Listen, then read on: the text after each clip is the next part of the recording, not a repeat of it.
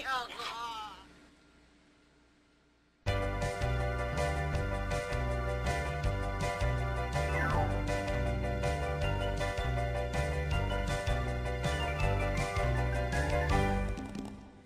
ba makintab ang sahig? Ang kintab-kintab ng sahig. Punpun na ang puno, nakakalbo na ang walis. Di Ang ba kintab-kintab makintab ng ang sahig?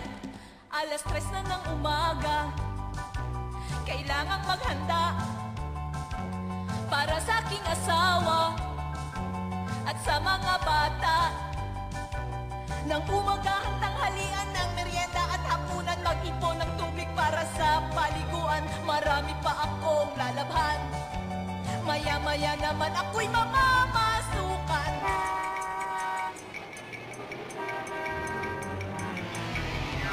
Alas 5 ng umaga, kailangang bilisan. Matraffic pa sa kalye, malayong lakaran. Damit nilang susuotin, paplansyahin, di bali na yung sa akin style na gusutin. Nais ko pang humiga sa kama na walang gumagambala.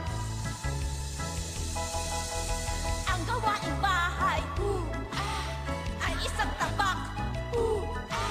Pero itong si Mrs. Gustong-gusto kong mapapak. Basta't bago humiling habang siya ay humahalik, kami ay mayroong kasunduan bago magtalik. Bukas ikaw ang magbubunot. Walang problema dyan kung tayo ay magkakano. Tumigil ka, tatanan mo ako. Di ako sasakyan, ako'y isang tao. Sakay ka ng sakay, tigilan mo ako. Total ako ang may-ari ng katawang ito. Tantanan mo na ako. Jinggay? Jinggay? Jinggay?